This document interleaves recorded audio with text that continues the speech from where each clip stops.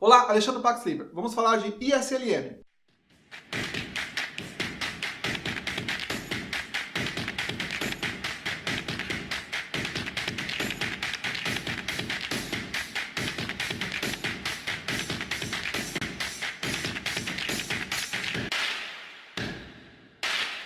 Recadinhos da paróquia lá no final, mas uma contextualização para começar o vídeo. Eu dividi o vídeo em 3 partes. A primeira parte eu vou explicar basicamente o que é SLM. A segunda parte eu vou falar um pouco sobre as visões das escolas de economia sobre a ISLM.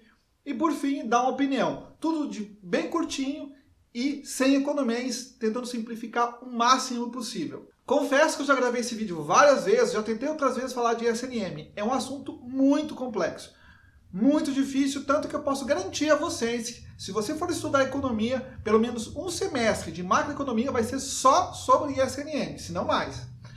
É um assunto bem extenso, bem complexo, normalmente o pessoal tem muita dificuldade para entender as dinâmicas da ISLM, quiçá calcular como é que chega a esses valores. Então, é um assunto complexo, vamos devagar, e eu vou explicar a parte geral. Eu não vou mergulhar nos cálculos, eu não vou explicar todos os detalhes, que é tanto detalhe, é tanta análise que pode ser tirada da ISLM, que é difícil explicar isso num vídeo curto. E não é o meu intento aqui falar de economia sem economês. Ok? E no final, uma visão das escolas que eu acho bem legal, para mostrar algumas análises que eu tiro. Por exemplo, algumas escolas não querem o cálculo de ISLM, mas a lógica que foi percebida através do ISLM é utilizada na sua própria lógica de análise. Enfim, detalhes, vamos ver isso mais para frente. Vamos lá explicar primeiro o que é ISLM. ISLM, ou modelo MKG, modelo keynesiano generalizado, eu detesto esse nome porque parece que foi Keynes que desenvolveu esse modelo. Muita gente atribui a Keynes a ideia da ISLM, mas não é verdade. Quem desenvolve esse modelo a primeira vez é Hicks e Hansen. Eles apresentam em 1936 na Conferência de Econometria de Harvard, e depois eles apresentam na revista Econométrica, como é que foi todo desenvolvido o modelo, em 1937. Keynes utiliza o modelo ISLM para explicar a sua teoria geral. Então, ele se utiliza desse modelo para poder explicar. Eu acho o modelo muito interessante, muito importante para a economia, e muita gente que não gosta do keynesianismo, e eu posso dizer que sou um deles, às vezes tem uma certa aversão desse modelo, justamente porque crê que a base dele é Keynes, quando não é verdade. Mas vamos lá, vamos explicar. Imagine um gráfico. Percebam que nós economistas sempre utilizamos gráficos para explicar as coisas. Tirar o gráfico do economista é como tirar as mãos de um italiano, não tem como. Então, tudo que nós explicamos, aliás, não digo tudo, mas boa parte que nós explicamos em economia, nós utilizamos gráficos.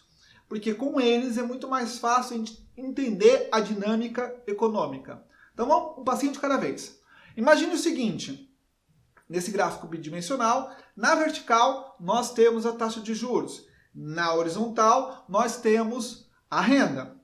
Analisando a primeira reta, a LM, e um mnemônico para os concurseiros é só lembrar LMM, moeda. A LM representa todos os agregados monetários de uma economia. Os fundos M1, M2, M3, M4, tudo que orbita o sistema monetário. Por isso que ela tem uma função ascendente, ou seja, ela cresce. Por quê? Porque quando a taxa de juros cresce, a renda também cresce. As duas crescem proporcionalmente em mesmo sentido. Então, novamente, quando uma cresce, a outra cresce. É lógico. Se você aumenta a taxa de juros, se você aumenta o rendimento do dinheiro, a renda vai subir também. Então, é uma coisa bem lógica de se entender. A segunda reta, a IS, ela tem um sentido descendente. Ou seja, quanto menor a taxa de juros, maior vai ser a renda. E ela representa o mercado de bens de consumo. Ela representa todos os mercados de bens e serviços que acontecem na economia. Entendido? Então, a LM, moeda, ela tem uma função, ela tem um sentido ascendente. A IS, descendente. E no ponto que essas duas se cruzam, você tem o equilíbrio de mercado. Ok? Justamente nesse ponto. O equilíbrio entre os agregados monetários e o mercado de bens de consumo. Então, basicamente, a ISLM é isso. Basicamente. Aí nós podemos colocar a armadilha de liquidez, outros elementos, outras análises de ISLM que nós podemos agregar aqui, uma infinidade de coisas, mas só isso por enquanto. Entenda só esse conceitinho, tá? Vamos nos esquivarmos dos detalhes. Aliás, nem dos detalhes, mas vamos nos esquivar das complexidades. Só duas coisas que eu quero agregar nesse vídeo que são importantes são as políticas contracionistas e as políticas expansionistas. Quando um Estado, quando um governo quer utilizar uma política expansionista, a curva LM tende a se deslocar para a direita. Por quê? Porque o governo está jogando mais dinheiro na economia. Ao jogar mais dinheiro na economia, a LM tem um deslocamento. Isso é uma forma de estimular a economia. E esse tipo de política expansionista normalmente tende, normalmente que eu digo 90% dos casos, 95% dos casos, quase 100% dos casos, a gerar inflação no futuro. Quando o governo quer criar uma política contracionista, ou seja, reduzir o dinheiro da economia, normalmente para reduzir inflação, que também corrói o valor do dinheiro, ele retira dinheiro da economia. Mas antes de dar a visão das escolas econômicas, eu quero colocar o seguinte. Lógico, eu coloquei para vocês que LM representa a moeda, IS, mercado de bens e consumo. Entretanto, uma coisa que eu não coloquei antes é o seguinte. Para você chegar a esses dados, são utilizados dezenas de variáveis econômicas. É utilizado inflação, é utilizado o PIB, por isso que eu falo que IS não é PIB, porque ele também vai entrar no cálculo de PIB, índice de desemprego, câmbio, nível de industrialização de um país, incentivo, enfim, é tanta coisa que é lançado dentro desse gráfico, que é colocado dentro dessa grande caldeirão de informações que vão gerar os resultados da ISLM. Lógico, o que foi agregado monetário vai para a LM, e o que foi do mercado de bens de consumo vai mais para a IS. E por que eu estou falando isso? Porque às vezes você mexer numa variávelzinha que seja pequena, você pode criar uma distorção ou uma mudança em todo o gráfico, no cenário, sobretudo no longo prazo. Porque muitas das políticas econômicas ou ações, seja conscientes ou não, elas vão gerar impacto no curto, no médio e no longo prazo. Então, às vezes, você, incentivando uma economia, você pode gerar daqui a um tempo inflação, essa inflação também vai cooperar para o desemprego, e esses gráficos, essas retas, elas vão se acomodando no tempo, elas vão se ajeitando conforme vão sendo sentidos os impactos de determinada situação, novamente, consciente ou não. Então, é bem complexo. Então, às vezes, quando o governo coloca assim, eu vou reduzir o fundo M1 ou vou reduzir o fundo M2 de moeda, ele pode causar um impacto no longo prazo que não era previsto inicialmente, porque essas variáveis vão se acomodando e vão se observando distorções que vão acontecendo durante o tempo, e às vezes se juntam com outras. Para ilustrar, eu gosto de utilizar o seguinte termo. Imagine que a ISLM é uma grande, enorme teia de aranha. Quando você mexe num nozinho ou numa fiozinho que seja, toda a teia treme. Alguns pontos vão tremer mais, outros pontos vão tremer menos, mas todas as teias tremem. E muitas delas podem gerar impactos não previstos. Ok? Agora eu vou comentar um pouquinho sobre as visões de algumas escolas ideológicas e escolas econômicas. Eu não vou falar de esquerda nem de anarcocapitalismo. A esquerda não vou falar porque normalmente eles tendem não a crer dados, e sim na sua percepção de cenário. Não utilizam muito dados. Eu lembro até, como já disse algumas vezes aqui no canal, que eu escutei um doutor em sociologia dizer que o Estado só não tem dinheiro quanto quer, porque uma elite quer controlar o dinheiro, porque o Estado era só fabricar dinheiro que estava tudo certo. Absurdo. Quem estuda a ISLM sabe que se o governo fabricar dinheiro, você tem um impacto monstruoso de inflação. Ok? Então, assim, eu não vou discutir. Anarcocapitalista eu também não vou analisar, justamente porque eles utilizam muito dos postulados austríacos, mas eles extremam um pouco mais essa visão. Tá? Então, eu vou me centrar em 3 escolas econômicas. Eu vou falar na visão do keynesiano, na visão do monetarista e na visão do austríaco. E para fazer um paralelo, para ficar até de forma didática, eu vou utilizar papel do Estado nessa ISLM, porque fica muito mais fácil de entender o posicionamento de cada escola ante a função do Estado dentro da ISLM ou percebendo a ISLM, ok? Um pouco confuso, eu sei, mas quando eu explicar vai ficar mais fácil de ser entendido. Na visão keynesiana, o Estado é o grande protagonista da economia. É ele que faz desenrolar a história. É ele que garante fluidez para a economia. Ou seja, ele como protagonista, ele Estado como protagonista, é o grande garantidor do funcionamento da economia. Então cabe ele, novamente, como protagonista, interferir nessa economia e fazer os ajustes necessários para que uma economia desenvolva de forma pujante, de forma forte. Para os keynesianos, o Estado é fundamental e, com base na ISLM, que ele vai tomar as suas decisões. Ou seja, ele vai olhar a inflação, ele vai olhar políticas econômicas, ele vai olhar desenvolvimento econômico, entendendo da ISLM, ou seja, da dinâmica das variáveis dentro de uma economia, e tomar uma decisão, normalmente de curto e médio prazo, e ele vai trabalhar muito também a parte das expectativas. Às vezes não é só as variáveis, mas colocando uma expectativa, anunciando que talvez no futuro ele faça isso, também vai manipular os dados econômicos. Então, na visão do keynesiano, olhando para a ISLM, ele, Estado, tem uma posição de protagonismo dentro de uma economia. A segunda escola, os monetaristas. Para eles, a ISLM é importante porque ela mostra o cenário econômico, ela demonstra a dinâmica da economia. Entretanto, o Estado agora não tem mais um papel de protagonista, ele passa a ser um coadjuvante. Ele é alguém que auxilia no desenvolvimento da história, no nosso caso, no desenvolvimento econômico, auxiliando o protagonista, que na visão dos monetaristas é o setor privado. Então, aqui o Estado tem um papel secundário e ele deve auxiliar a dinâmica econômica para que os empresários, para que o setor privado consiga dar o dinamismo e a fluidez necessária para uma economia se tornar pujante. Entenderam a diferença? Para ambos, a ISLM tem a sua importância. Para os keynesianos, a ILM é um instrumento de análise econômica e de tomada de decisões para a economia.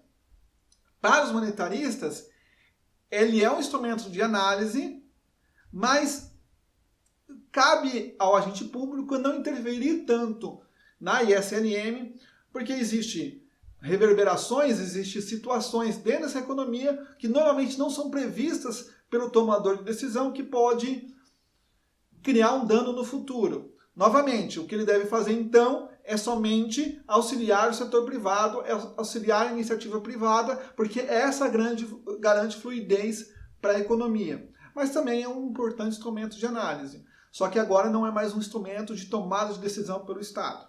Ok? Já para os austríacos, o cálculo da ISLM é insignificante, já que a economia não tem como ser prevista, justamente porque ela não é feita de números, e sim pessoas, e pessoas são imprevisíveis. Então a ISLM não pode ser utilizada de forma alguma como instrumento de análise, porque ela vai ter muitas falhas, ela nunca prevê todas as situações. Para quem assistiu meu vídeo, por que a matemática é importante para a economia, eu já tenho um pouco dessa crítica embutida lá.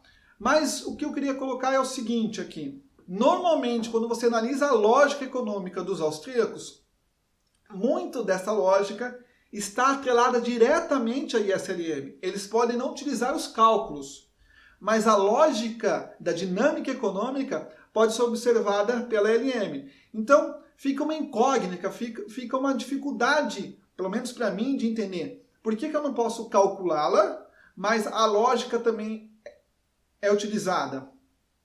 É difícil de explicar isso na escola austríaca, justamente, de novo, porque toda a lógica, interferência do governo, excesso de moeda causa inflação. Essa é uma lógica percebida pela ISLM. Mas muitos austríacos vão dizer, mas não é só pela ISLM. Mas se você estudar a lógica e a dinâmica das variáveis da ISLM, muito do entendimento de escola austríaca está lá. Novamente, eles não vão utilizar os números porque eles não acreditam que os números traduzem a realidade. porque muita coisa não vai ser prevista pelos números. Mas, novamente, eu coloco o seguinte, a estatística não prevê todas as situações, mas uma tendência. Isso é importante para qualquer análise. Tá, ok, mas qual que é a minha opinião sobre a ISLM e o papel do Estado dentro desse cenário construído pela ISLM? Olha, eu não acredito muito nos keynesianos. Eu não acho que o Estado teria um papel de protagonismo nessa história. Talvez ele teria mais um papel de antagonista. Nesse ponto eu convirjo com o pessoal de escola austríaca. Porque normalmente o Estado, como os austríacos dizem, não tem a capacidade, sendo um Estado honesto, sendo um Estado eficiente, todos considerando todas as partes ruins, sobretudo aqui no Brasil, como nós conhecemos, vamos considerar que esse Estado é eficiente e é honesto. Mesmo nessa situação, ele teria uma incapacidade natural de perceber todas as micro-relações de uma sociedade. Então, quando ele tentasse regular aqui, ele desregularia do outro lado. Seria muito difícil você conseguir prever todas as micro-relações. Então, se o Estado tentar entrar aqui como um protagonista, rapidamente ele se inverterá e se tornará um antagonista. Justamente porque, na hora que ele promove uma ação, ele cria uma desregulação em outro lugar. Olhando a outra ponta, os austríacos, eles dizem o seguinte, que deve ser totalmente desconsiderado. Mas, como eu disse, muito da lógica monetarista está construída em cima da ISLM. E, como eu disse também lá no vídeo de matemática, eu acho que a função da ISLM, de qualquer cálculo matemático na economia, é apontar uma tendência. Você desconsiderar tudo isso, você desconsidera a lógica. E muito do entendimento econômico depende desses números. E esses números também servem muito para desenhar um cenário. Não é para gente público, porque isso é uma falha que eu também acho dos austríacos. Eles atribuem muita função ao Estado, Estado, governo. Esquece que existem outros agentes na economia. Mas os austríacos dão uma prioridade para o pessoal da iniciativa privada, eu concordo. Mas eles desconsideram, por exemplo, que a ISLM é uma importante ferramenta para uma análise da empresa privada. É através desse tipo de análise, como da ISLM, que ele consegue se posicionar no mercado, que ele vai se posicionar em investimento, que ele talvez invista em outro país, ou no próprio país, em regiões, enfim. É uma ferramenta importantíssima para a análise econômica e da dinâmica econômica. Ou seja, agora nós chegamos ao centro. Eu convirjo muito mais com os monetaristas. Eu acredito que a ISLM é um instrumento importantíssimo, é um instrumento de análise, é um instrumento que o governo tem que estar utilizando. Mas aqui o governo deveria ter um papel de coadjuvante, não de protagonista. E quando, e muito raramente intervisse numa economia, teria que ser uma coisa muito pequena, muito pontual, trabalhando mais as expectativas do que necessariamente fisicamente, vamos dizer assim, mexer em variável. Como nos Estados Unidos e grandes economias, você tem um banco central muito independente e que, de certa forma, ele intervém na economia, mas muito pouquinho. E o mercado oscila muito com as expectativas. Isso torna o mercado muito mais atrativo, não só porque é mais liberdade para a iniciativa privada, mas é porque dá previsibilidade. Porque quando você, como eu disse lá nos keynesianos, quando você começa a mexer muita variável, você cria condições que não são previstas. Você bagunça toda a teia de aranha. Mas se a teia é estável e você faz ajustes muito finos, essa teia é mais visível, é mais entendível. Então, no ponto da ISLM, do uso da ISLM, eu convergeria mais com os monetaristas, mas eu me pauto muito sobre alguns argumentos austríacos. Então, digamos assim, eu estaria mais entre monetaristas e austríacos mais próximos aos monetaristas. Beleza? Então agora vamos às recadinhos da paróquia. Eu sei que foi um denso, às vezes um pouco confuso. Se ficou muito confuso, coloca aqui nos comentários, eu faço outro vídeo, tento explicar algum ponto de confusão. Então, é um assunto difícil, eu sei. O segundo ponto nos meus recados da paróquia é o seguinte: analisando os dados do meu canal, eu tenho muita visualização nos vídeos quando eu falo de academia ou da função do economista recém-formado, ou seja, todo esse ambiente acadêmico, pós-acadêmico. Outro ponto que também dá views, mas nem tanto, é mais pontual em alguns vídeos, é quando eu falo de economia. Eu quero perguntar para você, qual que te interessa mais? Porque eu vejo tem muito mais interesse quando eu pauto sobre universidade, tem muito mais comentários quando eu falo desses assuntos sobre opinião, de economia ou de universidade, tem muito mais comentário.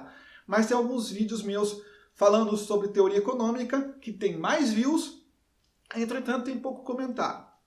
O que você quer aqui no canal? O que você acha mais interessante? É uma pergunta que eu tenho me feito ultimamente. Eu falei que ia fazer externas, logo eu começo a fazer, mas calma aí, estamos passando num período de transição aqui no canal, eu estou melhorando algumas ferramentas, estou analisando. Também estão vindo coisas novas, então calma aí, logo estamos regulando. Talvez eu mantenha esse formato de um vídeo por semana, infelizmente, porque por causa do tempo de gravação, também estou planejando conteúdos mais complexos.